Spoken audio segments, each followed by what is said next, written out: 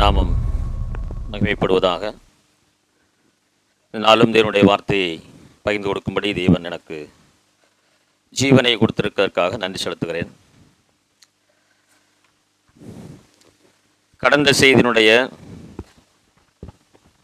தொடர்ச்சியை தான் நான் இப்பொழுது நாம் கேட்கப் போகிறோம். தேவ உறவினுடைய அவசியம். ஒரு விசுவாசிக்கு தேவனுடைய உறவு, சபையோடு கூட இருக்கிற ஐக்கியம் எவ்வளவு முக்கியமானது என்பதை நாம் பார்த்து வருகிறோம். தேவ உறவை நாம் விட்டுவிடும்போது அதனாலே வருகிற பிரதிபலன் மிக மோசமானதாக இருக்கிறது. யோசபாத்தினுடைய வாழ்க்கையிலிருந்து நாம் அதை கற்று வருகிறோம். இன்றைக்கு தேவன் இல்லாத உறவு என்னை தீமைக்கு நேராக வழி நடத்தும் அப்படிங்கிற தலைப்புல தான் நம்ம எடுக்க போறோம். தேவன் இல்லாத உறவு என்னை தீமைக்கு நேராக வழி நடத்தும். 1 ராஜாக்களுடைய புஸ்தகம் 22ஆம் அதிகாரம் 4வது வசனத்தை வாசிங்க. யோசபாத்தை நோக்கி, கீலேயாத்தில் உள்ள ராமோத்தின் மேல் யுத்தம் பண்ண என்னோட கூட வருகிறீரா என்று கேட்டான். யோசபாத் இஸ்ரவேலின் ராஜாவை நோக்கி, நான் தான் நீர், என்னுடைய ஜனங்கள் உம்முடைய ஜனங்கள், என்னுடைய குதிரைகள் உம்முடைய குதிரைகள் என்றான். தன் தகப்பன் கையிலே உடன்படிக்கை பண்ணின சீரிய ராஜா பெனதா திரும்ப ராமோத்தை தராததால் அவனை பிடிக்க தந்திரமான ஒரு வழியை அங்கே ஆகாப் மேற்கொள்கிறதை பார்க்கிறோம். அதுக்கு யோசபாத்தை பயன்படுத்துகிறான்.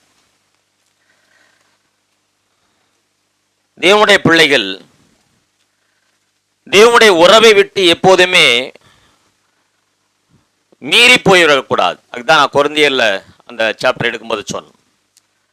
கொரிந்தியர் 2 கொரிந்தியர் 6ஆம் அதிகாரத்தில் 14வது வசனத்தை வாசிங்க. அந்நிய நுகத்திலே அவிசுவாசிகளுடன் பிணைக்கப்படாதிருப்பீர்களாக. நீதிக்கும் அநீதிக்கும் சம்பந்தம் ஏது? ஒளிக்கும் இருளுக்கும் ஐக்கியம் ஏது? இந்த விஷயத்தை யோசபாத் தவற விட்டு விட்டார். அவன் ஆகாப்போடு விவாகம் பண்ணினான் என்று சொல்லி பார்க்கிறோம். சம்பந்தம் கலந்தான் என்று சொல்லி வேதம் சொல்லுகிறது. சம்பந்தம் கலக்கும் போது ஆண்டவரிடத்தில் அதை கேட்கவில்லை. அதன் நிமித்தமாக அவனுடைய சந்ததி முழுவதும் பாதிக்கிறதாக வேதம் சொல்லுகிறது. நம்ம திரும்ப பின்னால பார்க்க போறோம்.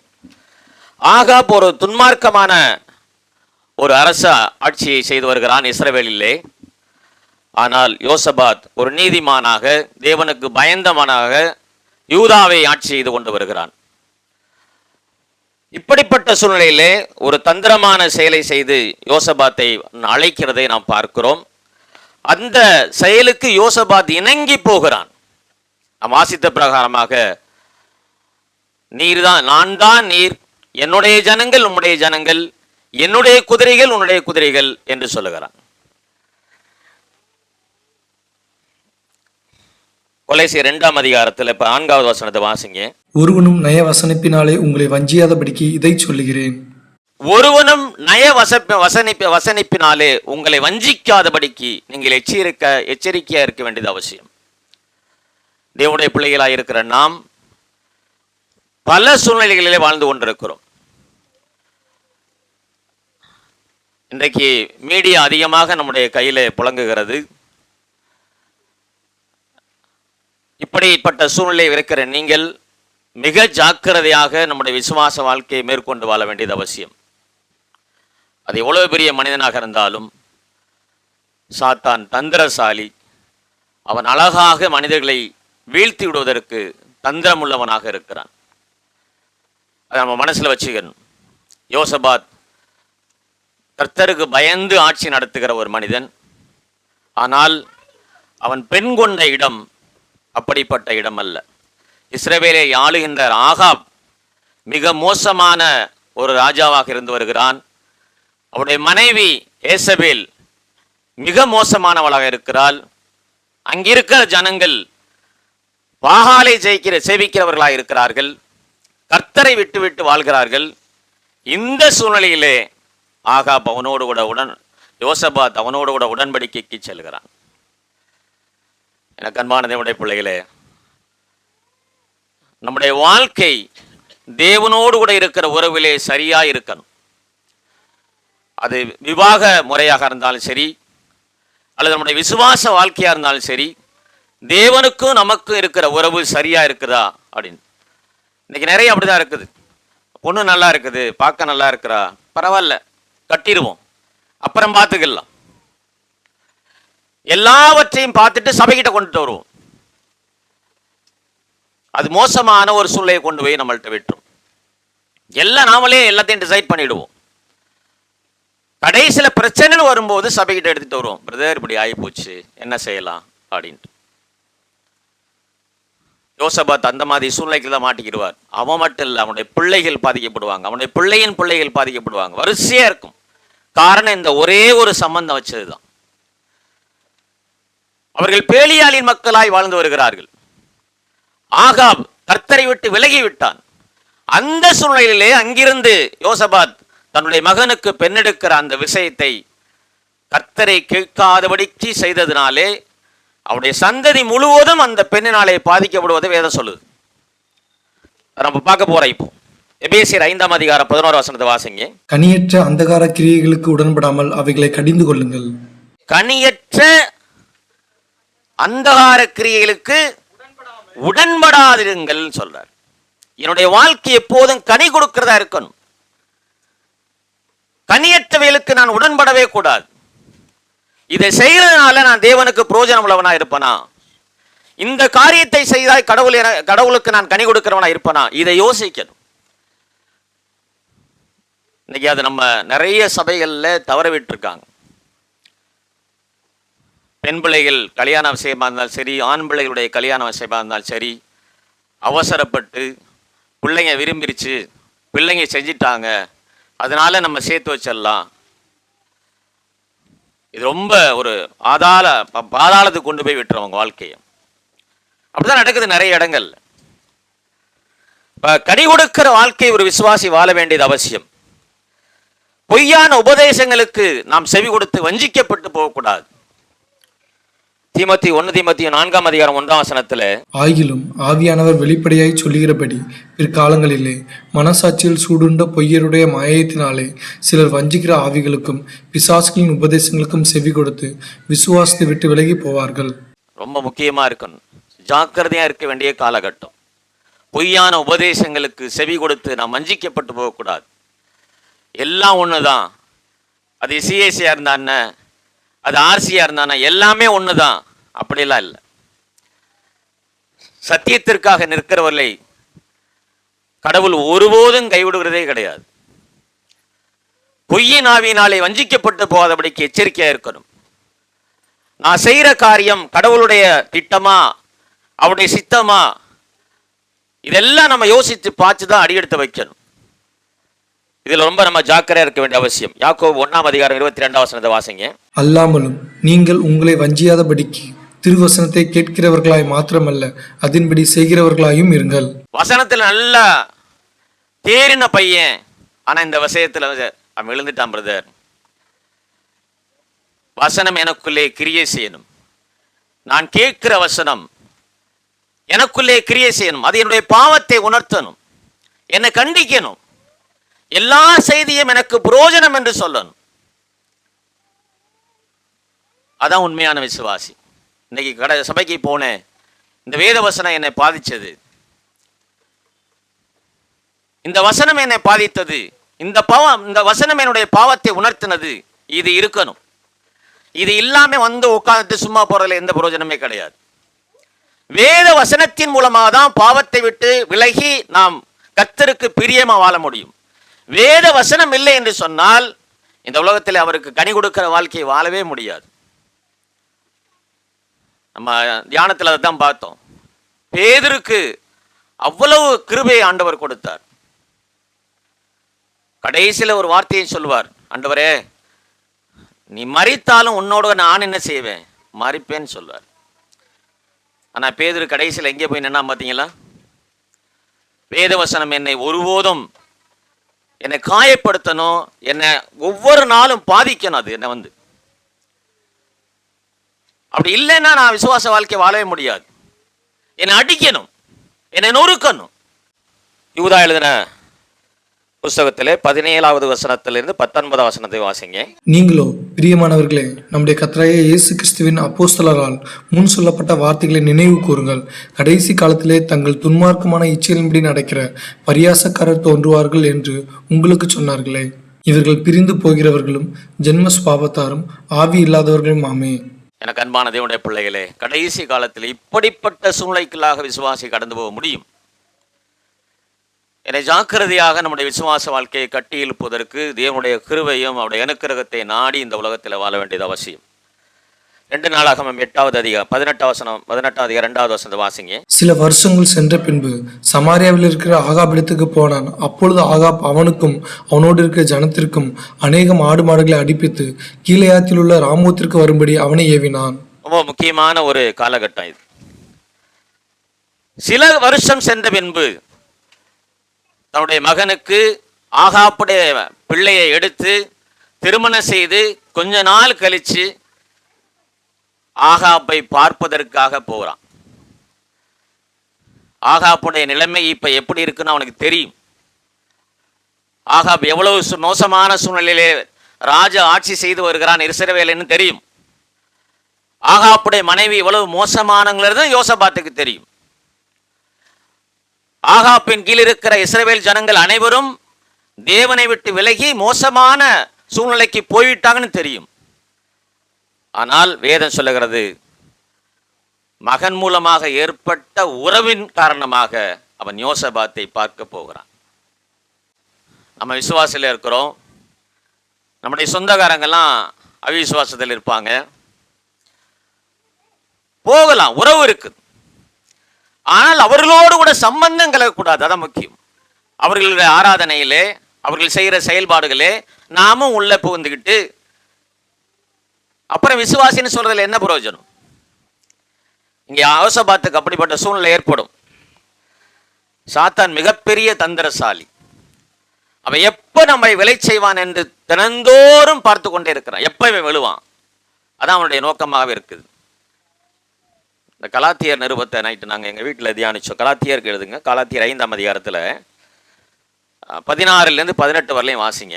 பின்னும் நான் சொல்லுகிறது என்னவென்றால், ஆவிக்கேற்றபடி நடந்து கொள்ளுங்கள், அப்பொழுது மாம்ச இச்சையை நிறைவேற்றாதிருப்பீர்கள். மாம்சம் ஆவிக்கு விரோதமாகவும் ஆவி மாம்சத்துக்கு விரோதமாகவும் இச்சிக்கிறது. நீங்கள் செய்ய வேண்டும் என்றிருக்கிறவைகளை செய்யாதபடிக்கு இவைகள் ஒன்றுக்கொன்று விரோதமாய் இருக்கிறது.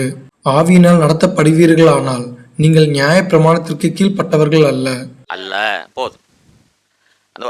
அந்த வசனத்துக்கு மேல வசனம் வாசிக்கிறது. கடைசி வசனத்துக்கு மேல வசனம்,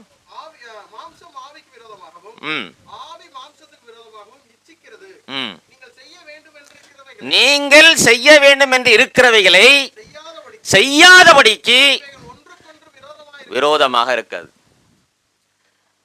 ஒவ்வொரு ஆவிக்குரிய மனிதனுக்குள்ளும் இந்த போராட்டம் இருந்து கொண்டே இருக்கும். ஆவிக்கும் மாம்சத்துக்கும் போராட்டம் உண்டு. நம்ம என்ன செய்யணும்னு நினைக்கிறோமோ அதை செய்ய விடாமல் தடுக்கும் மாம்சம். மாம்சம் மேலோங்கி இருக்குமானால் ஆவியானவருக்கு பிரியமான வாழ்க்கை வாழவே முடியாது. ஆவியின் கனியை தரித்துக் கொண்டு இந்த உலகத்திலே நாம் வாழும் போது மட்டும்தான் கடவுளுக்கு பிரியமா வாழ முடியும். ஒன்றுக்கொன்று மனிதனுக்குள்ளே கிரியை செய்து கொண்டே இருக்கிறது. எல்லா மனிதனும் ரட்சிக்கப்பட்டிருந்தாலும் சரி, உங்களுக்குள்ளே மாம்சம் இருக்கு, ஆவியானவர் இருக்கிறார். இந்த ரெண்டுக்கு இடையில போராட்டம் இருந்து கொண்டே இருக்கும். இதுல நான் எதுல ஜெயித்து வாழ்றேன்? மாம்சத்துக்கு அதிகமான இடம் கொடுக்கிறேனா, ஆவியானவருக்கு அதிகமான இடம் கொடுக்கிறேனா? நான் செய்ய விரும்புறதை செய்யாமல் ஒன்று தடுத்து கொண்டே இருக்கும். ஆவியானவர் இதை செய்யாத, எனக்கு அது பிரியமில்லைன்னு சொல்லி இவர் தடுப்பார். மாம்சம் சொல்லும் அது நல்லா இருக்குது அப்படின்ட்டு. இது நடந்து கொண்டே இருக்கும். இதுல யாருக்கு அதிகமான இடத்தை நாம் கொடுக்கிறோம்? அந்த வசனத்தை திரும்ப வாசிங்க. 18ஆம் அதிகாரம் 2ஆம் வசனத்தை வாசிங்க. 2 நாளாகமம் 18:2. சில வருஷங்கள் சென்ற பின்பு சமாரியாவில் இருக்கிற ஆகாபிடத்திற்கு போனான். அப்பொழுது ஆகாப் அவனுக்கும் அவனோடு இருக்கிற ஜனத்திற்கும் அநேகம் ஆடு மாடுகளை அடிப்பித்து கீலேயாத்தில் உள்ள ராமோத்திற்கு வரும்படி அவனை ஏவினான். ஏவினான். பாத்தீங்களா? அழைத்தது மட்டுமல்ல, யோசபாத் ஒரு பெருந்திரள் கூட்டத்தோடு கூட போறான் ஆகாப்பை பார்க்கறதுக்கு. என்ன சொல்லப்பா, நம்ம இதில் மச்சான் வந்துட்டாரு, வேணா பொண்ணு கொடுத்துட்டான்ல, நல்ல பெரிய விருந்து பண்ணலாம் அப்படின்னு சொல்லி ஆடு மாடுகள்லாம் அடிச்ச அருமையான விருந்து நடக்குது. ஆனா விருந்துக்கு பின்னாடி இருக்கிற தந்திரம் யோசபாத்துக்கு தெரியவே இல்லை. எவ்வளவு பெரிய தந்திரமான செயல்பா போறான். அவனை அழைப்பித்தான், அவனை மகிழ்ச்சியாக்குகிறான், சந்தோஷப்படுத்துறான், அவனை தன் பக்கமாக இழுத்து ஏவுகிறவனாக இருக்கிறான். ராமோத்துக்கு வருகிறாயா என்று அவனை ஏவினான். அந்த ஏவுற வார்த்தைங்கிறது ரொம்ப வித்தியாசமானது. ஆவியானவரால் ஏவப்படுவோம், இன்னொன்று சாத்தானாலும் ஏவப்படுவோம். இந்த ரெண்டும் இருக்கும். ஆவியானவர் ஏவினார் என்றால் அவருடைய காரியங்களை செய்வதற்காக, அவருடைய சித்தத்தை செய்வதற்காக தேவனுடைய பிள்ளைகளை ஏவுவார். ஆனால் சாத்தான் ஏவுறது என்றால் அதற்கு பின்னாடி பெரிய திட்டம் இருக்கும். அதில் யாரெல்லாம் போய் விழுவோம்னு தெரியாது. அவன் ஏவினான் என்று சொல்லி பார்க்கிறோம். யோசபாத் யோசிச்சிருக்கணும், அங்கே போகிறதுக்கு முன்னாடி நம்ம போகிறோமே, அந்த இடம் எப்படிப்பட்ட இடம், நம்ம கடவுளுக்கு பயந்து இருக்கிறோம், கடவுளுடைய சித்தத்தை செய்கிறோம், நம்முடைய ஜனங்கள்லாம் கடவுளுக்கு பயந்து ஆராதனை செய்கிறாங்க, எருசலேம் தேவனுடைய ஆலயம் அங்கே இருக்குது, தேவனுடைய பிள்ளைகள் அங்கே ஆராதிக்கிறாங்க, ஆசாரிகள் இருக்காங்க, லேவிகள் இருக்காங்க, இவன் கூப்பிடுறானே அவன்கிட்ட போகலாமா, எல்லாம் யோசிக்கணும். தேவனுடைய பிள்ளைகள் தங்களுடைய வாழ்க்கை துணையை தேர்ந்தெடுப்பதிலே இப்படி யோசிக்கணும். நான் ஆண்டவருடைய பிள்ளை, என்கிட்ட வேதம் இருக்குது, என்கிட்ட சபை இருக்குது, அங்கே என்ன இருக்குது, இதெல்லாம் அங்கே இருக்குதா, நான் அங்கே போனேன்னா சமாதானமா வாழ்வேனா, நான் சமாதானத்தோட திரும்பி வருவேனா, இதெல்லாம் யோசிக்கணும். யோசபாத் அது யோசிக்கவே இல்லை. கடகடன்னு போனான், ஆடு மாடு அடிச்சான், விருந்த பண்ணான், தன்னுடைய திட்டத்தை நிறைவேற்றுவதற்கு ரெடி ஆகிட்டான். ராமத்துக்கு வா, என்னோட சண்டைக்கு வா, ஒருத்தனை தாக்க போவோம் அப்படின்னு சொல்லி கூப்பிட்றான்.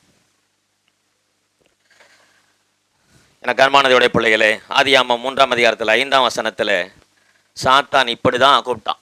5ஆம் வசனம் வாசிங்க. நீங்கள் இதை புசிக்கும் நாளிலே உங்கள் கண்கள் திறக்கப்படும் என்றும் நீங்கள் நன்மை தீமை அறிந்து தேவர்களைப் போல் இருப்பீர்கள் என்றும் தேவன் அறிவார் என்றது. இப்படிதான் அழைச்சான் அவங்கள. ஏன்ப்பா இப்படியே தோட்டத்திலே வேலை செஞ்சுக்கிட்டே இருக்கிறீங்க, சும்மா பழமாக சாப்பிட்டுக்கிட்டு இருக்கிறீங்க, அங்கே பாரு ஒன்று இருக்குது, அதை போய் சாப்பிடு, அவர் மாறிடுவேன், அப்படிதான் கூப்பிட்டான். இவங்களும் என்ன செஞ்சாங்க? 6ஆம் வசனத்தை வாசிங்க. அப்பொழுது ஸ்திரீயானவள் அந்த விருட்சம் புசிப்புக்கு நல்லதும் பார்வைக்கு இன்பமும் புத்தியை தெளிவிக்கிறதற்கு இச்சிக்கப்படத்தக்க விருட்சமுமாய் இருக்கிறது என்று கண்டு அதன் கனியை பறித்து புசித்து தன் புருஷனுக்கும் கொடுத்தாள், அவனும் புசித்தான். நல்ல விருந்து, அருமையான விருந்து. அந்த விருந்துக்கு பிற்பாடு எவ்வளவு பெரிய காரியம் நடக்க போகுன்னு சொல்லி அவளுக்கு தெரியல. அவனும் புசித்தான். அதுக்கு பின்னாடி அவ்வளவு பெரிய கடவுளுக்கு முன்பாக கூனி குறுகி போய் மறைத்து கொண்டிருந்தார்கள். யோசபாத் அப்படிதான், தான் செஞ்ச தவற உணர்ந்து ஓடுவான் தன்னுடைய தேசத்துக்கு மறுபடியும். அது பின்னாடி இருக்கும், நீங்கள் வீட்டில் வாட்சி பாருங்க. ஏன்டா இங்கே வந்தோம், நம்மளை இப்படி பண்ணிட்டானே, இவ்வளோ பெரிய சூழ்நிலைக்கு நம்ம கொண்டு போய் விட்டானேன்னு சொல்லி ஓடுவான். கடவுளுடைய பிள்ளைகள் ரொம்ப ஜாக்கிரதையாக இருக்கணும். ஒரு செயலை செய்வதற்கு முன்பாக என் ஆண்டவருக்கு இது பிரியமான காரியமா, நான் இங்கே செல்வதாலே, அவனோடு கூட உறவு வைப்பதனாலே இது என் தேவனுக்கு பிரியமா இருக்குமா, என்னுடைய விசுவாச வாழ்க்கைக்கு சரியா அமையுமா, நான் இங்கே போறதுனாலே நான் கனி கொடுக்கிற வாழ்க்கை வாழ முடியுமா, இது எல்லாவற்றையும் யோசித்து நம்ம போக கற்றுக்கணும். அழகா இருக்கிறான், பொண்ணு அழகா இருக்குது, இது நல்லா இருக்குது, நல்ல வசதியான குடும்பம், இந்த சூழ்நிலையை கருத்தில் கொண்டு நீங்கள் அடி எடுத்து வச்சிங்கன்னா பரிதவிக்கப்பட்ட நிலைமையை மாறி போயிடும். கொரிந்தியரில் பவுல் எழுதுகிறார், சபைக்கு தான் எழுதுகிறார், இருளுக்கும் ஒளிக்கும் சம்பந்தம் ஏது. இருளிலேயாக வாழ்ந்து கொண்டிருக்கிறான், வெளிச்சத்தின் பிள்ளையாக யோசபாத் இருந்து கொண்டிருக்கிறான், சம்பந்தங்களும் தான். யோசபாத்துடைய சந்ததியே பாதித்தது, அவனுடைய மகனை பாதிச்சது, மகனுடைய மகனை பாதிச்சது. நீங்கள் வேதத்தில் வாசி பாருங்க. அந்த ஒரு விஷயம், பேலியாளுடைய பிள்ளையை அவள் வாழ்ந்து கொண்டிருக்கிறான், அவன் மகளை போய் எடுத்துட்டு வந்ததுடைய அந்த காரியம் அவனுடைய சந்ததியை பாதித்தது. அதில் இது ரொம்ப ஜாக்கிரதையா இருக்கணும். எல்லா விஷயங்களையும், ஆணா இருந்தாலும் சரி, பெண்ணா இருந்தாலும் சரி, இது தேவனுக்கு பிரியமா, அது எந்த காரியமா இருந்தாலும் சரி, நான் திருமணத்தை மட்டும் சொல்லலை, எல்லா விஷயத்திலும் என்னுடைய கடவுளுக்கு இது பிரியமா, இதை செய்தால் நான் கனி கொடுப்பேனா, இது இருக்கணும். இது இல்லைன்னு சொன்னா நம்முடைய விசுவாச வாழ்க்கை வெற்றியுள்ள வாழ்க்கையாக இருக்கவே இருக்காது. இது ரொம்ப முக்கியம். ஸோ இப்படி தான் விழுந்து போனாங்க. நம்முடைய வாழ்வில் ஒரு சில விஷயங்களை நாம் இப்படி தான் அவசரப்பட்டு தடுமாறி போகிறோம். பார்வைக்கு நல்லதாக இருக்கும், எல்லாமே பார்க்க நல்லா இருக்கும். அப்பா அம்மா கூட சரி சொல்லுவாங்க, பரவாயில்ல நல்ல பையனாக இருக்கிறான் பார்த்துக்கலாம், அப்படியே சபைக்கு அப்புறம் கூட்டி வந்துடலாம். எப்படி கொஞ்சம் கொஞ்சம் ஆக ஆக பொண்ணு சபையை கூட்டிகிட்டு வந்துடலாம், கல்யாணம் பண்ணிடுவோம். இப்படியெல்லாம் நடக்குது இன்னைக்கு. அது முடியவே முடியாது. 100ல் 1 2 தான் கடவுள் அவர்களை ரட்சித்து சபையில் கொண்டு வந்து சேர்ப்பார். மற்றவனுடைய வாழ்க்கையெல்லாம் எவ்வளவு மோசமான சூழ்நிலைக்கு போயிருக்கணும் உங்களுக்கே தெரியும். 100ல் 1 2 தான் நடக்கும். அது கடவுள் விருப்பம் வைக்கணும், ஆண்டவர் இரக்கம் பாராட்டணும். ரட்சிக்கப்பட்ட நீங்களும் நான் ரொம்ப சந்தோஷமா இருக்கோமா என்ன? நம்ம ரட்சிக்கப்பட்ட பிள்ளை தான் கல்யாணம் பண்ணியிருக்கிறோம், அவங்களும் ரட்சிக்கப்பட்டவங்கள தான் கல்யாணம் பண்ணியிருக்காங்க. யோசிச்சு பாருங்க, வாழ்க்கை முழுவதும் நம்ம அப்படியே சந்தோஷமான வாழ்க்கை வாழ்ந்துகிட்டே இருக்கமா? இதிலே போராட்டம் இருக்குது நம்மளுக்குள்ள. விசுவாச வாழ்க்கையில போராட்டம் இருக்குது, கணவன் மனைவிக்குள்ள பிரச்சனை வருது, ஏற்றத்தாழ்வு இருக்குது. எங்கே ரட்சிக்கப்பட்டது ஒன்னா சேரும்போது ரொம்ப ஜாக்கிரதையா இருக்கணும். தேவன் இல்லைன்னா நம்ம உண்மையான வாழ்க்கை வாழவே முடியாது. கடவுள் இரக்கம் பாராட்டுறாரு, கடவுள் கிருபை அளிக்கிறாரு, இதெல்லாம் நடக்குது. நம்முடைய வாழ்க்கையில் அவர் ஈடுபடுகிறார், ஆவியானவர் ஈடுபடுகிறார். நீ அப்படி போயிட்டீங்கன்னா எதுவுமே ஈடுபடாது. ஒருவேளை அவிசுவாசி நீ கல்யாணம் பண்ணிட்டு வந்தீங்கன்னாக்கா ஒன்றும் நடக்காது, ஆண்டவர் வெளியே நிற்பார். ரொம்ப ஜாக்கிரதையா இருக்கணும். 2 கொரிந்தியர் 6ஆம் அதிகாரம் 15வது வசனத்தை வாசிங்க. தேவனுடைய ஆலயத்துக்கும் விக்கிரகங்களுக்கும் சம்பந்தம் ஏது? நான் அவர்களுக்குள்ளே வாசம் பண்ணி அவர்களுக்குள்ளே உலாவி அவர்கள் தேவனாய் இருப்பேன், அவர்கள் என் ஜனங்களாய் இருப்பார்கள் என்று தேவன் சொன்னபடி நீங்கள் ஜீவனுள்ள தேவனுடைய ஆலயமாய் இருக்கிறீர்களே. நான் யார் என்பதை முதலாவது அறிந்து கொள்ளணும். நான் யாரா இருக்கிறேன்? நான் கடவுளுடைய ஆலயமாக இருக்கிறேன். கடவுள் எனக்குள்ளே வாசமாய். உலகத்தில் இருக்கிற எந்த மனுஷனுக்கும் கிடைக்காத ஒரு பாக்கியத்தை கடவுள் நம்மளுக்கு கொடுத்துருக்காரு தெரியுங்களா? அவனுக்கு அந்த அந்த அந்த ஒரு சூழ்நிலையே கிடையாது. நான் தேவனுடைய ஆலயமா இருக்கிறேன். என்னை கடவுள் ஒரு ஆலயமா பார்க்கிறார், அவர் எனக்குள்ளே வாசம் பண்ணுகிறார். இந்த சூழ்நிலையை கடவுள் எனக்கு உருவாக்கி கொடுத்திருக்கிறார். நான் எப்படி இருக்கணும்? நான் எவ்வளவு அழகா அவருக்கு பிரியமான வாழ்க்கை இந்த உலகத்துல வாழணும். ராமோத்திற்கு வரும்படி அவனை ஏவினான். அவனும் ஒரு வார்த்தை கூட சொல்லல, நானும் வருகிறேன் என்றான். இதுல எங்கேயாவது கடவுளுடைய ஈடுபாடு இருக்குதா? பெண்ணை கல்யாணம் பண்ணி கொண்டு வந்தான், அங்கே எந்த வார்த்தையும் கடவுள்கிட்ட போய் அவன் கேட்கவே இல்லை. ஆண்டவரே நான் இதை செய்யலாமா செய்யக்கூடாதா கேட்கவே இல்லை. இப்ப ராமோத்துக்கு வர்றதுக்கு அழைக்கிறான், வரேன். நான் மட்டும் இல்லை, யாரெல்லாம் கூட்டிட்டு வரேன்? ஜனங்களையும் அழைச்சிட்டு வரேன், குதிரையும் கூட்டிட்டு வரேங்கிறான். இது இங்க மட்டும் சொல்லல, ஆகாப்பு இறந்த பிற்பாடு ஆகாப்புடைய பிள்ளைகிட்ட இதே வார்த்தையை சொல்லுவான். நீங்க அதை வாட்சி பாருங்க. இங்கே ஒரு வசனம் இருக்குது, 2 ராஜாக்கள் 3ஆம் அதிகாரத்துல 6-7 வாசிங்க. அக்காலத்திலே யோராம் என்னும் ராஜா சமாரியாவிலிருந்து புறப்பட்டு இஸ்ரவேலை எல்லாம் இலக்கம் பார்த்து போய், மோவாபின் ராஜா எனக்கு விரோதமாய் கலகம் பண்ணினான், மோவாபியர் மேல் யுத்தம் பண்ண என்னோட கூட வருகிறீரா என்று யூதாவின் ராஜாவாகிய யோசபாத்தை கேட்டு அனுப்பினதற்கு அவன், நான் வருகிறேன், நான் தான் நீர், என்னுடைய ஜனங்கள் உம்முடைய ஜனங்கள், என்னுடைய குதிரைகள் உம்முடைய குதிரைகள் என்றான். யோசபாத்தோட கேட்டார். ஆகாப்புடைய பிள்ளை இப்ப மறுபடியும் இதே மாதிரி கேட்கிறான். அதுக்கு யோசபாத் என்ன சொல்றாரு? நான் வருகிறேன், நான் தான் நீர், என்னுடைய ஜனம் உம்முடைய ஜனம், என்னுடைய குதிரைகள் உன்னுடைய குதிரைகள். எப்படி ஆகாப்ட சொன்னானோ அதே பேட்டர்ன்ல இப்ப தன்னுடைய புள்ள மருமன்ட்டையும் சொல்லிட்டு இருக்கான், நான் வர்றேன். எவ்வளவு தூரம் வஞ்சிக்க போறோம்னு பாருங்க. நானும் வருகிறேன் என்று சொல்லுகிறான். என்னுடைய ஜனம் உன்னுடைய ஜனம் என்று சொல்லான். எப்படி இதை சொல்ல முடியும்? விசுவாசியாக நாம் அதனை இனங்கண்டு கொள்ள வேண்டியது அவசியம். நான் செயல்படுற விதம் சரியா? இவன் கூப்பிடுறானே, இது சரியா இருக்குமா? நான் போறது சரியா இருக்குமா? போனா கடவுளுடைய வேலை எந்த தடங்களும் வராமல் இருக்குமா? இதெல்லாம் யோசிக்க வேண்டியது அவசியம். தேவன் ஏவுறது தன்னுடைய வேலைக்காக சில மனிதர்களை ஏவுகிறார். எப்போதுமே ஒன்று ஏவுதல் வரும்போது ரொம்ப யோசிக்க வேண்டியது அவசியம். உபாகம புஸ்தகம் 13ஆம் அதிகாரத்தில், உபாகமம் 13ஆம் அதிகாரம் 7 10 வசனங்கள் பார்த்தீங்கன்னா ஒரு கட்டளையை தருவார் ஆண்டவர். அதை வாசிங்க. உன்னை சுற்றிலும் உனக்கு சமீபத்தில் ஆகிலும் உனக்கு தூரத்தில் ஆகிலும் தேசத்தின் ஒரு முனை தொடங்கி மறுமுனை மட்டுமுள்ள எவ்விடத்தில் ஆகிலும் இருக்கிற ஜனங்களுடைய தேவர்களில் நீயும் உன் பிதாக்களும் அறியாத அந்நிய தேவர்களை சேவிக்கும்படி ரகசியமாய் உன்னை ஏவி விட்டால் நீ அவனுக்கு சம்மதியாமலும் அவனுக்கு செவி கொடாமலும் உன் கண் அவன் மேலே இரக்கம் கொள்ளாமலும் அவனை தப்ப விடாமலும் அவனை ஒழித்து வைக்காமலும் அவனை கொலை செய்து போட வேண்டும். நியாயப்பிரமாணத்தில் ஆண்டவர் சொல்றார், உன் விசுவாச வாழ்க்கையை விட்டு ஒருத்தன் வா இது வேணாம் இன்னொன்னு பார்க்கலாம் அப்படின்னு சொல்லி கூப்பிட்டான்னு சொன்னா அவனை சும்மா விடாத. அவன் என்ன செய்யணும்? கொலை செஞ்சு போட்டு. இங்க அது தப்பா எடுத்துக்கூடாது. அப்ப கொலை செய்யணுமான் அது கிடையாது. ஆண்டவர் கட்டளை அது. உன்னுடைய விசுவாச வாழ்க்கையில இதை விட்டுட்டு இன்னொன்னு இருக்குது, இதை விட அது நல்ல மேலானது அப்படின்னு சொல்லி ஒருத்தன் கூப்பிட்டு விசுவாச வாழ்க்கையை விட்டு பிரிச்சான்னு சொன்னா நியாயப்பிரமாணத்தின்படி அவன் கொலை செய்யப்படணும். ஆண்டவர் சொல்றார், இந்த கட்டளையை சொல்றார், ஆண்டவர் ஏவுகிறார் அவனை, இதை நீ செய்ய அப்படிங்கிறார். லூக்கா எழுதின நற்செய்தி நூல்ல கடவுளுடைய பிள்ளை பிறந்து உள்ள தூக்கிட்டு வராங்க. இயேசு கிறிஸ்து வரும்போது ஆவியானவர் சொல்றார் சிமியோன்ட்ட, அவர் ஏவுகிறார். அந்த வசனத்தை வாசிங்க. அவன் ஆவியின் ஏவுதலினால் தேவாலயத்தில் வந்திருந்தான். இயேசு என்னும் பிள்ளைக்காக நியாயப்பிரமாணம் முறைமையின்படி செய்வதற்கு தாய் தகப்பன்மார் அவரை உள்ளே கொண்டு வருகையில் அவன் அவரை தன் கைகளில் ஏந்து கொண்டு தேவனை சோத்தரித்தான் அப்படின்னு பார்க்கிறோம். ஆவியானவர் தம்முடைய செயலுக்காக அவனை ஏவுகிறார். இந்த வார் மேசியா இவர்தான், நீ போய் சொல்லு. ஏவுதல்ல 2 விஷயம் உண்டு. உன்னை யார் என்னை ஏவுகிறது, அதான் முக்கியம். பரிசுத்த ஆவியானவர் என்னை ஏவினார் என்றால் அந்த செயல் கடவுளுடைய செயலுக்காகவே.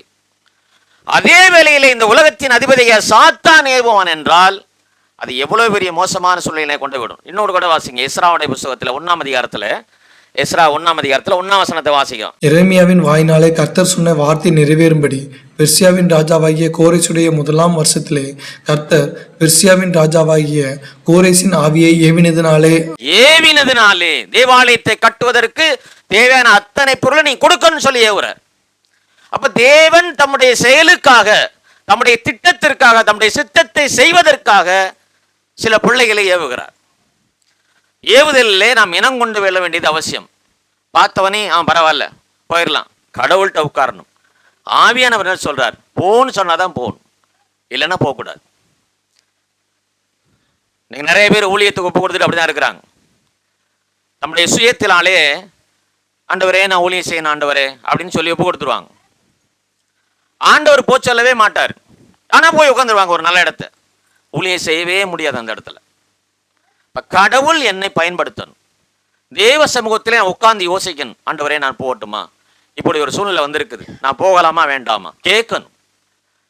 இன்னொரு வசனத்தை வாசிங்க, அப்போஸ்தலர் 24ஆம் அதிகாரம் 4ஆம் வசனத்துல, 21ஆம் வசனம் 4வது வசனத்துல அப்போஸ்தலனாகிய பவுலை என்ன சொல்லுவாங்கன்ட்டு அங்க இருக்குது. அவ்விடத்தில் உள்ள சீசரை கண்டுபிடித்து அங்கே 7 நாள் தங்கினோம். அவர்கள் பவுலை நோக்கி, நீர் எருசலேமுக்கு போக வேண்டாம் என்று ஆவியின் ஏவுதலினாலே சொன்னார்கள். ஆவியின் ஏவுதலினாலே சொன்னார்கள். இதுக்கு தான் ஆண்டவர் பயன்படுது. எப்ப இப்ப போகாத எருசலேமுக்கு, அங்க பிரச்சனையா இருக்குது, நீ இங்கே இருந்து கொஞ்ச நாள். ஆவியானவர் பேசுகிற தெய்வம், அதை மறந்துடாதீங்க. அவருக்கு இடம் கொடுக்கும் போது அவர் நம்மோடு கூட பேசுகிற ஆண்டவர் நம்மை அவருடைய செயலுக்காக, அவருடைய பயன்பாட்டுக்காக, அவருடைய சித்தத்தை செய்வதற்காக பரிசுத்தமான பிள்ளைகளை பயன்படுத்துகிறவராக இருக்கிறார். அப்ப விசுவாசி எந்த செயலை செய்தாலும் தேவ சமூகத்தில் உட்காரணும். ஆண்டவரே நான் இங்கே போறேன், நான் இந்த செயலை செய்ய போறேன், உங்களுடைய சித்தம் என்ன அதை எனக்கு சொல்லுங்க. இது கேட்காம போய் மாட்டிக்கிற கூடாது. சாத்தானுடைய முதல் வித்தியாசமானதாக இருக்கும். 1 புத்தகம் 21:1 வாசிங்க. சாத்தான் இஸ்ரவேலுக்கு விரோதமாய் எழும்பி இஸ்ரவேலை தொகையிடுவதற்கு தாவீதை ஏவி விட்டது. சாத்தான் இஸ்ரவேலுக்கு விரோதமாக எழும்பி தாவீதை ஏவி விட்டான். நம்ம நினைப்போம், என்ன கணக்கு பார்க்கறது, யுத்தத்துக்கு போறதுக்கு முன்னாடி கணக்கு பார்க்கறது தப்பா? எத்தனை வீரர்கள் இருக்காங்க, எவ்வளவு ஆண் பிள்ளைகள் இருக்காங்க, எவ்வளவு வாலிபர், இது தப்பான்னு நம்ம யோசிப்போம். ஆனால் தேவனுடைய பார்வையிலே தவறு தான். யோவாப் வந்து சொல்லுவார், ஆண்டவரே ஆண்டவர் பார்த்துக்கிடுவாரு.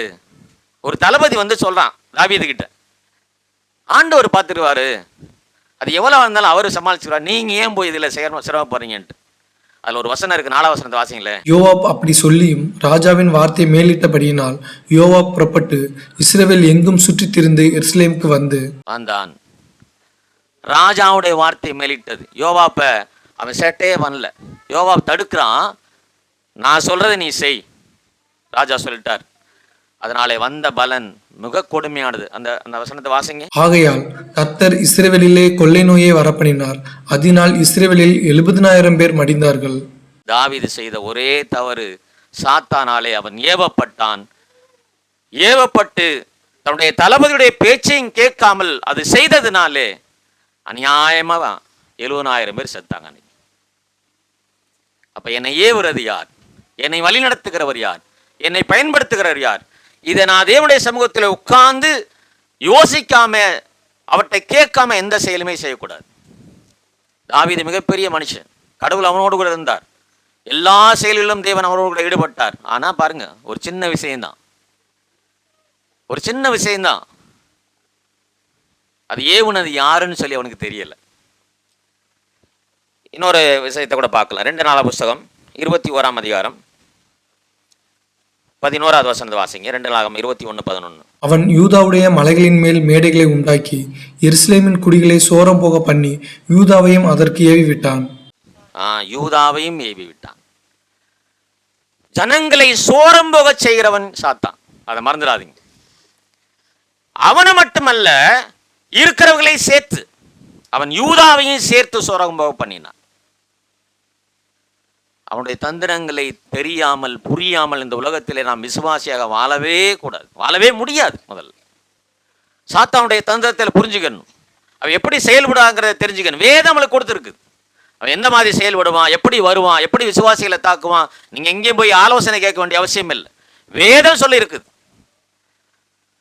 ஸோ ரொம்ப ஜாக்கிரதையா இருக்கின்ற யோபுடைய புத்தகம் 2ஆம் அதிகாரம் 3ஆம் வசனத்தை வாசிங்க. அப்பொழுது கர்த்தர் சாத்தானை நோக்கி, நீ என் தாசனாகிய யோபின் மேல் கவனம் வைத்தாயோ? உத்தமனும் சன்மார்க்கனும் தேவனுக்கு பயந்து பொல்லாப்புக்கு விலகிறவனுமான மனுஷனாகிய அவனைப் போல பூமியில் ஒருவனும் இல்லை. முகாந்தரம் இல்லாமல் அவனை நிர்மூலமாக்கும்படி நீ என்னை ஏவின போதிலும் அவன் இன்னும் தன் உத்தமத்திலே உறுதியாய் நிற்கிறான் என்றார். முகாந்திரம் இல்லாமல் ஏவுகிறவன் தேவன்ட்டே போய் சொல்றான், ஏன் ஆண்டவரை அவனை உயிரோட வச்சிருக்கிறீங்க அப்படின்ட்டு. கடவுள்கிட்டே போய் சொல்லணும்னு சொல்றான், கடவுளையே ஏவுறான். எவ்வளவு பெரிய ஆள் பாருங்க. கடவுளுக்கு நம்ம வேலை சொல்ல முடியுமா? அவன் சொல்றான், சும்மா அவனை நீங்க பாதுகாக்கிறீங்க. சோ ஏவுறது யார்? மத்திய எழுதின நற்செய்தி 27ஆம் அதிகாரம் 20ஆம் வசனத்துல, பரபாசை விட்டுவிட கேட்டுக்கொள்ளவும் இயேசுவை கொலை செய்விக்கவும் பிரதான ஆசாரியரும் மூப்பரும் ஜனங்களை ஏவி விட்டார்கள். ஜனங்களை ஏவி விட்டார். பிரதான ஆசாரியன் மூப்பர்கள் எல்லாம் இப்ப எங்கே இருக்கிறாங்க? இயேசுவுக்கு எதிராக நின்று கொண்டிருக்கிறார்கள். இயேசுவுக்கு எதிராக யார் என்று கொண்டிருக்கிறான்? இந்த உலகத்தின் அதிபதியாகிய சாத்தான் என்று கொண்டிருக்கிறான். யாருடைய வடிவத்திலே? பிரதான ஆசாரியன் மூப்பர்கள் வடிவத்திலே நிற்கிறான். இவனை கொன்னுட்டா ஓகே, எல்லாம் முடிஞ்சிடும். சாத்தானா தான். எப்படி பாருங்க, பிரதானுடைய ஆசாரியனுடைய பேச்சு, மூப்பருடைய பேச்சு, வேதபாருடைய பேச்சு எல்லாமே யாருடைய பேச்சா இருக்குது? சாத்தானுடைய பேச்சா இருக்குது. நம்ம நினைச்சுக்கிறோம் இவங்க தான் அப்படி பேசுறாங்க, அது கிடையாது. அவன் செயல்படுகிறான் அங்க இருந்துகிட்டு. இயேசுவை எப்படியாவது கொலை செய்து போகணும், அப்ப இப்படிப்பட்ட ஆளுகள்லாம் தேர்ந்தெடுக்கிறான், இவர்களுக்குள்ளே புகுந்து செயல்படுகிறான். நீங்க யூதாசை குறித்து வாசிக்கும் போது யூதாசுக்குள் சாத்தான் புகுந்தான் இருக்கு. யூதாஸ் ஒரு சீசன்ல, அவனால் அது செயல்பட முடியுமா? யூதாசுக்குள் சாத்தான் புகுந்ததுனாலே அந்த வேலையை செய்யறான். அப்ப செயல்படுகிற அத்தனையுமே இவனுடைய தந்திரம்.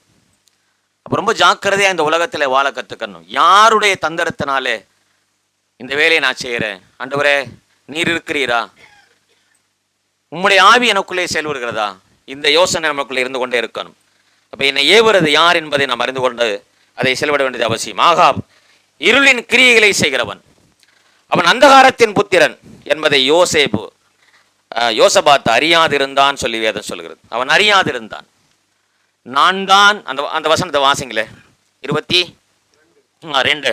யோசபாத்தை நோக்கி, கீலேயாத்தில் உள்ள ராமோத்தின் மேல் யுத்தம் பண்ண என்னோட கூட வருகிறீரா என்று கேட்டான். யோசபாத் இஸ்ரவேலின் ராஜாவை நோக்கி, நான் தான் நீர், என்னுடைய ஜனங்கள் உம்முடைய ஜனங்கள், என்னுடைய குதிரைகள் உம்முடைய குதிரைகள் என்றான். யோசபாத்தினுடைய இருதயம் ஆகாபோசம் சாய்ந்து விட்டதை பார்க்குறோம். ஆண்டவர்கிட்ட எந்த ஒரு கேள்வியுமே கேட்கல. யோசபாத் தேவனுடைய மனுஷன், தேவனுடைய வேலையை செய்கிறவன், தேவனுடைய ஜனங்களை ஆளுகை செய்கிறவன். கர்த்தருடைய பிள்ளைகள் கர்த்தருக்கு பயந்து யூதாவில் இருந்து கொண்டிருக்கிறார்கள். ஆனால் அவன் யூதாவை விட்டு இஸ்ரேலுக்கு போகும்போது, ஆகாபோடு பேசும்போது, அங்கே எந்த ஒரு வார்த்தையும் தேவனுடைய வார்த்தையாக அவனுடைய வாயிலிருந்து வரவே இல்லை. அவனுடைய சுயமாக எல்லாத்தையும் சிந்திச்சு பேசுகிறான். அவனுடைய மாம்சத்திலே பேசுகிறான். நான் தான் நீர், என்னுடைய ஜனம் உம்முடைய ஜனம் என்று எப்படி இருக்க முடியும்? நான் தான் நீர் என்று எப்படி சொல்ல முடியும்? அவன் யோசபாத் ஒரு நீதிமான், கடவுளுக்கு பயந்து நடக்கிறவன், கடவுளுடைய திட்டங்களை செயல்படுத்துகிறவன். ஆகாப் அப்படி அல்ல, அதற்கு எதிரானவன். ஆகாப்புடைய மனைவி மோசமானவள், ஆகாப்புக்கு கீழாக இருக்கிற ஜனங்கள் மோசமானவர்கள். இந்த வார்த்தையை யோசபாத் எப்படி சொல்றான்? நான் தான் நீர் என்று சொல்ல முடியுமா? காதலிக்கும் போது சொல்றோம், நான் தான் நீர், நீ தான் நான். ஆனா இந்த விஷயம் ஒரு விசுவாசி இதை செய்யும் போது மிகுந்த கஷ்டமா இருக்கும். ஒரு விசுவாசி இப்படிப்பட்ட காரியங்களை செய்யும் போது சபை ரொம்ப துக்கப்படும். அவருடைய பின்புலம் எவ்வளவு மோசமானதுன்னு சொல்லி நினைக்காம இதை செஞ்சிடறோம்.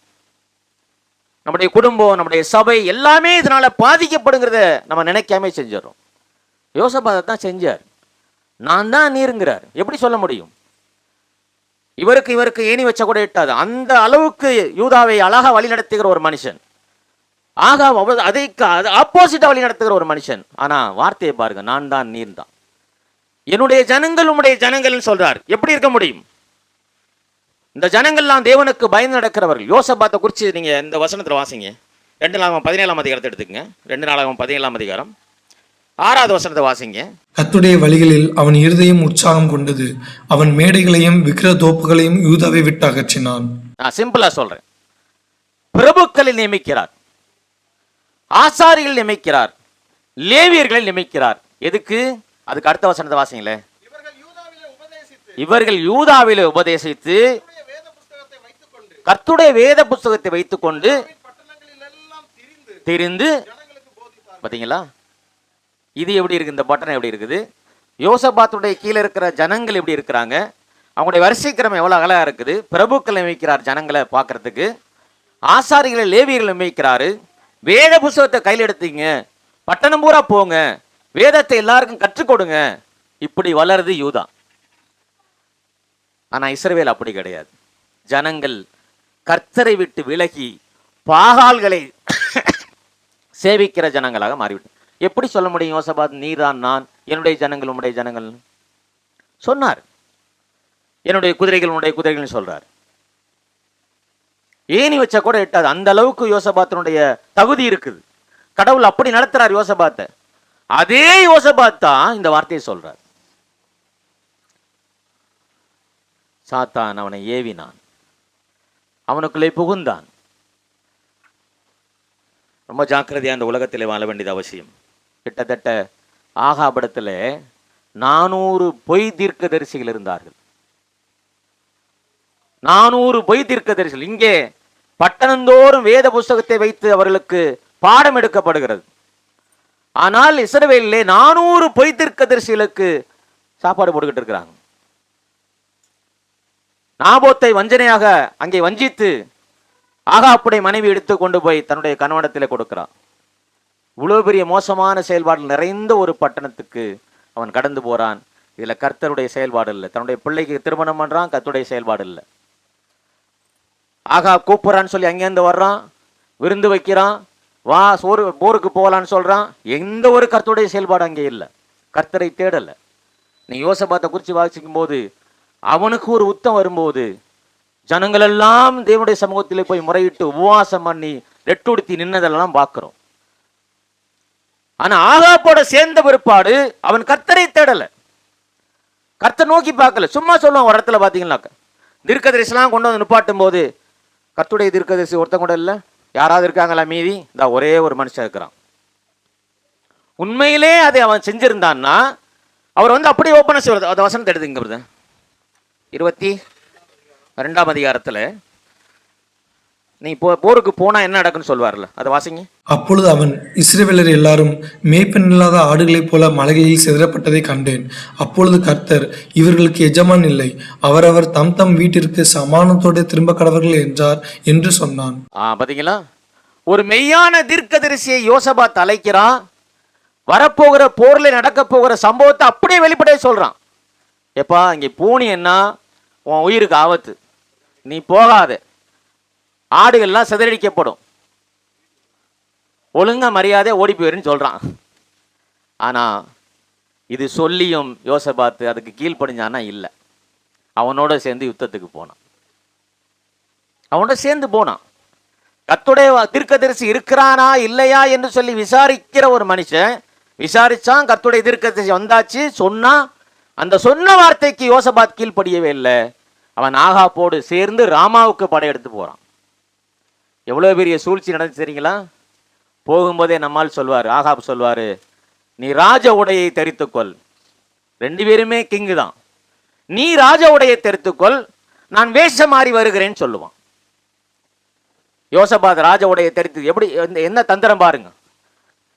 அவன் வருகிறவன் யாரை தாக்குவான்? ராஜா யாரோ அவனை போடு முதலம்பான், அவனுடைய தலையை சீவும்பான். ஆகாப் ஐடியா கொடுக்கிறான், நீ ராஜவேஷம் தரித்து கொண்டு வா, நான் வேஷம் மாறி வருகிறேன். யோசபாத் அதுக்கும் ஒத்துக்கிடுவார். அங்கே போவாங்க, சண்டையில் யுத்தம் நடக்கும். அங்க ஒருத்தன் சொல்லுவான், அங்க பார் ஒருத்தன் ராஜா நிக்கிறான் பார், அவன் தான், அவனை முதல்ல சாகடிக்க செய்யும்பா. உடனே பக்கத்துல போய் பார்த்தா இவர் பயப்படுவார். அந்த வசனத்தை வாசிங்களே, ரொம்ப கஷ்டமா இருக்கும். 32 வசனம். ஆதலால் ரதங்களின் தலைவர் யோசபாத்தை காண்கையில், இவன்தான் இஸ்ரவேலின் ராஜா என்று சொல்லி யுத்தம் பண்ண அவனுக்கு நேராக சாய்ந்து வந்தார்கள். அப்பொழுது யோசபாத் கூக்குரலிட்டான். அங்க போய் கத்துறான், ஐயோ ஆண்டவரே என் உயிர் போதே. இந்த மாதிரி சூழ்நிலையில தான் சாத்தான் ஒரு மனிதனை கொண்டு போய் வச்சிருவான். எவ்வளவு தந்திரமாக, நீ ராஜ உடை தரித்து கொண்டு போருக்கு வா, நான் வேஷம் மாறி சாதாரண உடையில வர்றேன்னு சொல்லி யோசபா ஆகாப் சொன்னதை அப்படியே நம்பி போறான். முதலாவது டார்கெட் யார் மேல வைக்கிறான்னா யோசபாத் மேல தான் வைக்கிறாங்க. அங்க போய் கத்துறான், ஆண்டவரே என்னை காப்பாத்துங்கன்ட்டு. ஆண்டவர் அங்கேயும் கிருபை அளித்தார், அங்கேயும் அவனுக்கு இரக்கம் பாராட்டினார். அங்கிருந்து தப்பித்து ஓடுனான்னு பார்க்கிறோம். யெகூ அந்த வார்த்தையை சொல்வாருங்க, அதை வாசிங்க, அடுத்த அதிகாரத்தில் நினைக்கிறேன். அப்பொழுது அனானியின் குமாரனாகிய யெகூ என்னும் ஞான திருஷ்டிக்காரன் புறப்பட்டு அவனை சந்தித்து ராஜாவாகிய யோசபாத்தை நோக்கி, துன்மார்க்கனுக்கு துணை நின்று கர்த்தரை பகைக்கிறவர்களை நீர் சிநேகிக்கலாமா? இது நிமித்தம் கர்த்தருடைய கடுங்கோபம் உண்மையில் வர இருந்தது. கடுங்கோபம் உண்மையில் வரப்பட்டது வர பார்த்தீங்களா? கர்த்தரை பகைக்கிறவன் ஆகாப், அவனோடு சிநேகித்து அவன் அழைக்கிறான்னு சொல்லி அவனுக்காக அந்த வசனத்தை சொல்லுங்க சார் மறுபடியும். அதிகாரம் என்ன?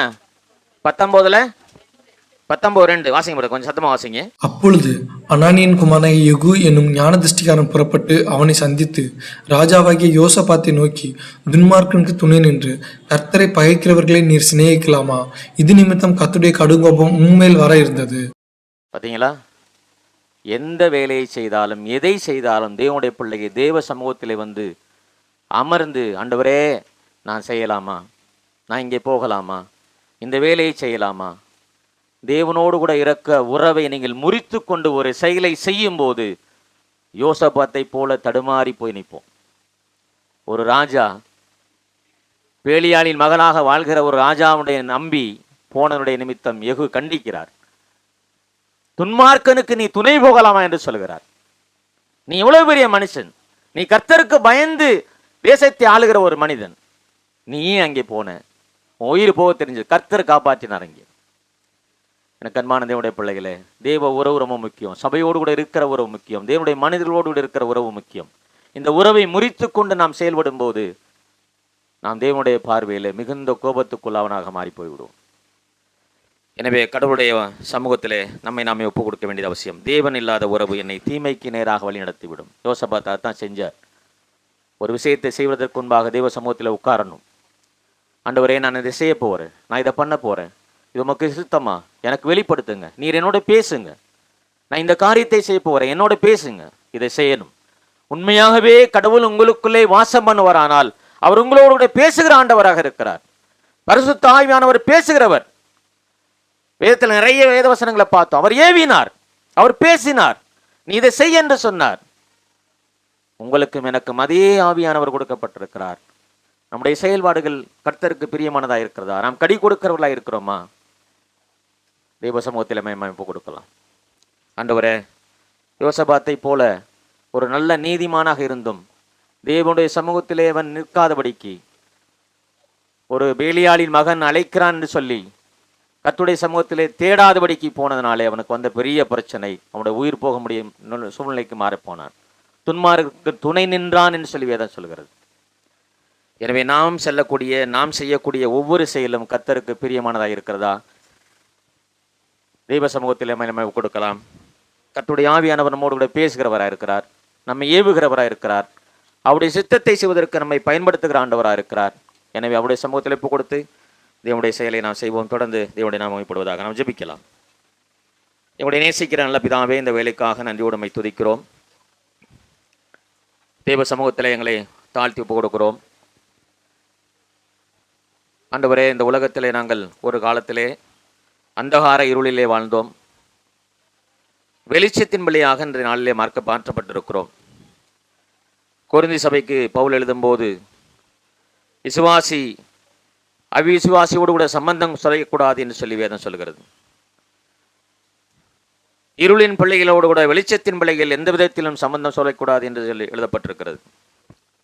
ஆவியினாலே நடத்தப்படுகிற நாங்கள் ஆவியானோடு கூட இசைந்து எல்லா வேலைகளையும் செய்யும்போது கர்த்தர் அதிலே பிரியப்படுகிறவராக இருக்கிறான்னு சொல்லி ஆண்டவரே நாங்கள் வாசித்தோம். யோசபாத்தை குறித்து நாங்கள் வாசிக்கும் போது, ஆண்டவரே, தேவனுடைய உறவை விட்டு அவனுடைய மாம்சத்தின் இச்சையினாலே ஆகாபோடு கூட சம்பந்தம் வைத்தான்னு சொல்லி பார்க்கிறோம். ஆகாபுடைய அனைத்து செயல்களுக்கும் இணங்கி போனான்னு சொல்லி ஆண்டவரே நாங்கள் வாசிக்கிறோமே. அப்படி இணங்கி போனதுனாலே யுத்தத்திலே ஆண்டவரே அவனுடைய செயல் மிக மோசமானதாக, அவருடைய உயிர் போகத்தக்கதாக ஒரு செயல் அங்கே நடந்ததாக ஆண்டவரே நாங்கள் பார்த்தோம். தீர்க்கதரிசியாகிய யெகூ அவனை எச்சரிக்கிறாய், துன்மார்க்கனோடு கூட நீ துணை போகலாமா என்று சொல்லி. கர்த்தருடைய பிள்ளைகள் எப்போது ஒருபோதும் துன்மார்க்கருக்கு துணை நிற்கக்கூடாது என்று சொல்லி எச்சரிக்கதை நாங்கள் பார்க்கிறோம். சாமி பிதாவே, நாங்கள் எப்படி இருக்கிறோம்? எங்களுடைய விசுவாச வாழ்க்கையிலே தேவனுடைய உறவு தேவ பிள்ளைகளோடு கூட தேவ சபையோடு கூட இருக்கிறதா என்பதை ஒரு விஷயங்களை தாழ்த்துகிறோம். ஒருவேளை நாங்கள் இந்த உறவை விட்டு ஆண்டவரே நாங்கள் பின்வாங்கியிருப்போமானால் நாங்கள் அதை சரி செய்வதற்கு வேண்டிய கிருபையை எங்களுக்கு தரும்படியாக நாங்கள் கெஞ்சுகிறோம். ஆண்டவரே, நிருபத்தில் எழுதியிருக்கிற பிரகாரமாக எங்களுக்குள்ளே ஆவியானவர் செயல்படுகிறவராக இருக்கிறார். ஆவியின் கனியை நாங்கள் இந்த உலகத்திற்கு கொண்டு வரவேன்னு சொல்லி அவர் விரும்புகிற தேவனாக இருக்கிறார். ஆண்டவரே, நாங்கள் எப்படிப்பட்ட கனியை கர்த்தாவே உம்முடைய சமூகத்தில் கொடுக்கிறோம் என்பதை எங்களோடு இருக்கிற ஆவியானவர் எங்களுக்கு விலக்கி காண்பிக்கும்படியாக நாங்கள் செபிக்கிறோம். எங்களுடைய செயல்கள், நாங்கள் போகிற இடங்கள் அல்லது நாங்கள் இருக்கிற ஒவ்வொரு காரியங்களிலும் பரிசுத்த ஆவியானுடைய ஏவுதலினாலே நாங்கள் அதை செய்கிறோமா என்பதையும் எங்களுக்கு நீர் வெளிப்படுத்தும்படியாக செபிக்கிறோம். ஒருவேளை நாங்கள் அப்படி அதிலே குறைவுற்றவர்களாக இருப்போமானால் எங்களை சரி செய்வதற்கு உம்முடைய சமூகத்தில் எங்களை தாழ்த்தி கொடுக்கிறோம். ஆண்டவரே, உம்முடைய கிருபையும் உம்முடைய தயவும் உம்முடைய பிள்ளைகளை இந்த நாள் மட்டுமாக தாங்கி ஏங்கி தப்பிவித்து வழிநடத்தி வந்ததை அதற்காக மை துதிக்கிறோம். தொடர்ந்து ஆண்டவரே, உம்முடைய வல்லமையில் கரத்தினாலே பிள்ளைகளை ஆசிர்வதித்து நீ அனுப்பும்படியாக செபிக்கிறோம்.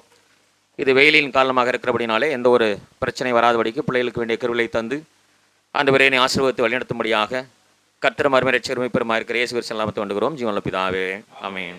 ஆத்துமாவே கர்த்தரை ஸ்தோத்திரி, என் முழுமே உடைய பரிசுத்த நாமத்தை ஸ்தோத்திரி. ஆத்துமாவே கர்த்தரை ஸ்தோத்திரி, கர்த்தர் செய்த சகல வேலையும் மறவாதே. ஆமென், ஆமென்.